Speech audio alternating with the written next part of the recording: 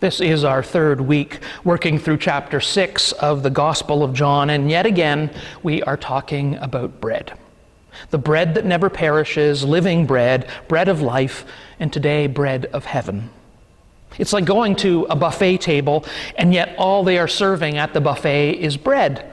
Lots of different kinds of breads. But by the time we've tried the rye bread and the sourdough bread and the multigrain bread and the sweet bread and the flat bread, and you're heading back up to the buffet, you're beginning to look for something else besides bread.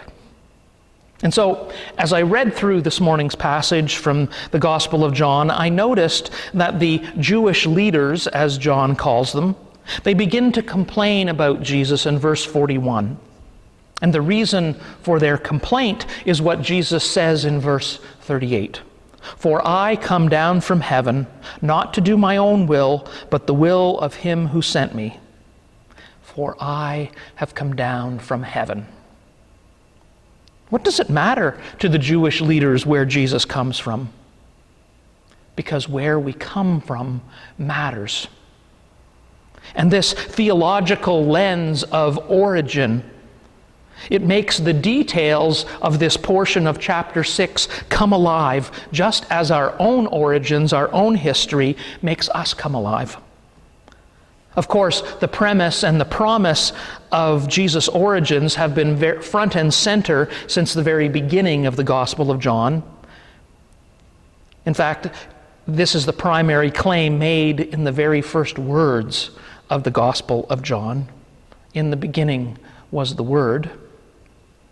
In John, Jesus' origins are not traced back to Adam, like they are in the Gospel of Luke, or to Abraham, as they are in the Gospel of Matthew. No, they are traced back to God's own self, to before the world was created, in the beginning with God. And reinforcing the true origins of Jesus is all over the place in chapter 6. The reworking of the story of God's provision of manna in the wilderness is used not only to illustrate that, like God, Jesus provides, but also to affirm that, like God, what Jesus provides is also who Jesus is. And that, like God, Jesus' provision, it starts from the same place, from heaven, from God.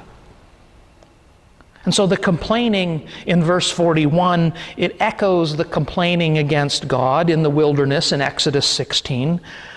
But what is the complaint? The Jewish leaders, they connect the dots between verses 32 and 40, and they figure out just what Jesus is actually saying, that he is the bread from heaven. The question about Jesus' ancestry in verse 42 is to make clear whose son Jesus is. Is not this Jesus the son of Joseph and Mary, whose father and mother we know? How can he now say, I have come from heaven? And isn't that how things usually work? We point to our past, right? We point to our history, we point to our origins, and we pull out all the good things, the positive things, the proof of who we are and who we can be, of who we want to be. While those in the world who seek to knock us down or discredit us use the same past, the same history, the same origins to try and put us back in our place by pulling out all the bad things, the negative things, in an attempt to bring us down.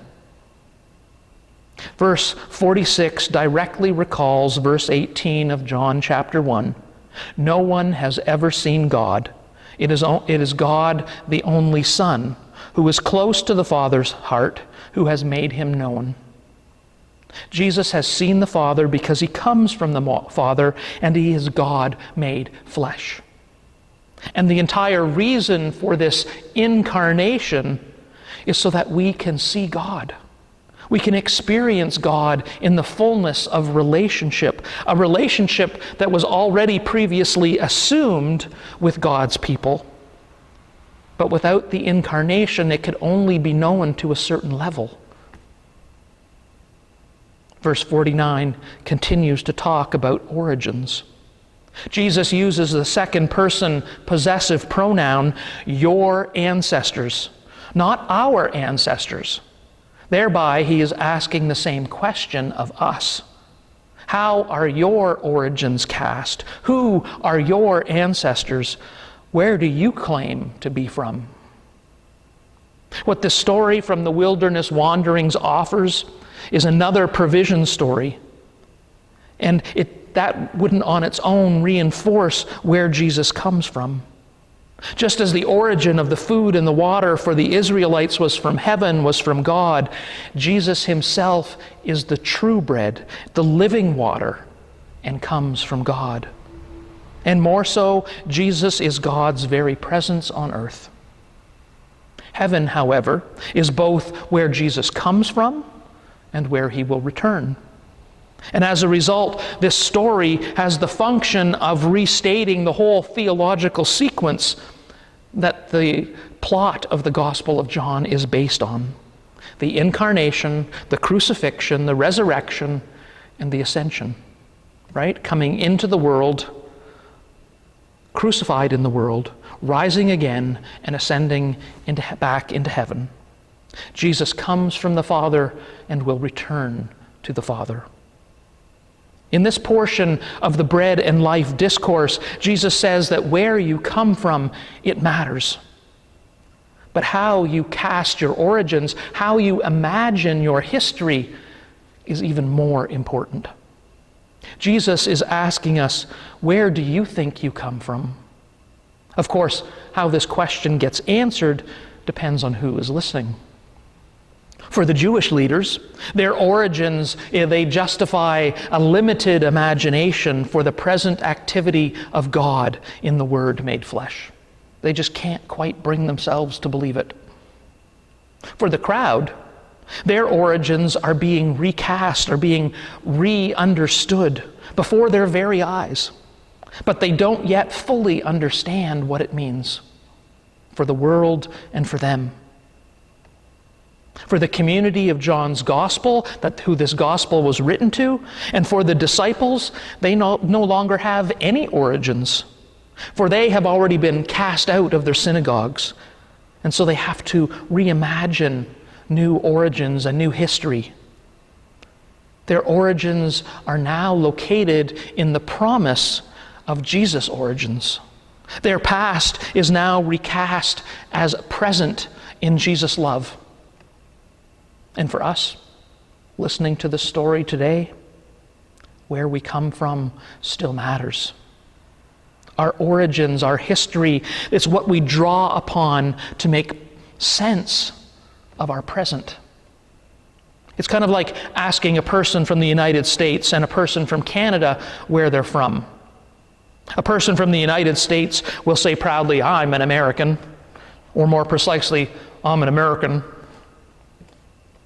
Well, the person from Canada will say, "Well, my great-grandparents on my father's side were from Scotland, but my mother's family came from Sweden, and I know somewhere in there," right? Or it's like asking a Christian where they come from, and instead of claiming their heritage as a follower of Christ, instead of tracing their lineage back through the apostles to Moses and Abraham and Adam and God, we say we're Canadian. Our origins, they can be what we long for. And our origins have determined significant aspects of our identity, of who we believe we are and can be. Often our origins are idealized or immortalized, if we could only go back. At the same time, where you come from may be where you never want to return. You cannot and will not go back. Never, ever. Where you come from might be that which you spend your present trying to correct or make up for. To what extent have our origins, our history, become our present attempts to right mistakes, to recast, to reimagine a perceived failure, to reinterpret truly what was beyond our control as something that could have been repaired? As individuals, our origins and our stories, our history, They can be a positive force in our lives, or they can hold us in bondage for the rest of our lives. In many ways, this is what I do when I am counseling my clients. There's even a specific form of therapy which uses our stories, called narrative therapy. And it can be the same for us as congregations, as denominations, as Christians. I know some congregations who look to their past to add energy and vision to the present. One congregation I know looks to their past as leaders of inclusion. Women ordained into positions of leadership, children at the communion table, young adults at session, and declaring themselves LGBTQI inclusive before our denomination approved it. It has led them to make their church accessible to those who are differently abled and to make inclusion as one of their cornerstones. But I also know a number of congregations who will not change because it honors the past. Their own glorious and successful past, it has become a millstone around their necks, and it will ultimately drown them. As a denomination, our experience of the vote for church union in 1925 and all of the angst and division and pain that it caused, it has shaped us as a denomination which does not like to deal with anything that might be controversial or divisive. But it has also made us more conciliatory as we seek ways to come together and remain together. One of the reasons we have the lectionary, why we have that cycle of the church year beginning at Advent and followed by Epiphany and then moving through the Transfiguration and Lent and Easter and Pentecost, the whole point of the lectionary is so that we rehear our origins, we hear our history, our story. We hear it over and over again on a 3-year cycle to be reminded of who and whose we are, to remember where we come from and where we are called to go. The whole point of bread from heaven, the focus of these verses in chapter 6 of John, is to make clear that Jesus is indeed the bread of life. And that is a claim not only on our present and our future, but also on our past. The past cannot be changed, forgotten, edited, or erased. It can only be accepted, says an anonymous author. But in Jesus, as the bread of life that comes down from heaven, our past is not changed, not forgotten, not edited, not erased, sometimes not even accepted. It is recreated. It is recreated because we too are now children of God. The bread of life is the gift of life here and now. It is the promise of life in a resurrected and ascended future. It makes a statement about our past, not with the intent to erase our past, to rewrite its truth, to beg its forgiveness, to live in the past, but to see it for what it was, to tell its truth, and to lean forward into the possibility that we can see a new truth for ourselves, for our congregation, for the world.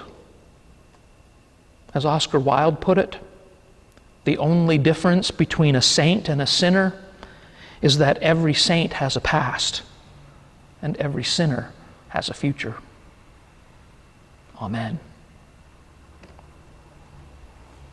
Our hymn, number 355, Light of the Minds That Know Him. We're going to sing it to a different tune, 479, and it is sung by Mary Ann McVicker.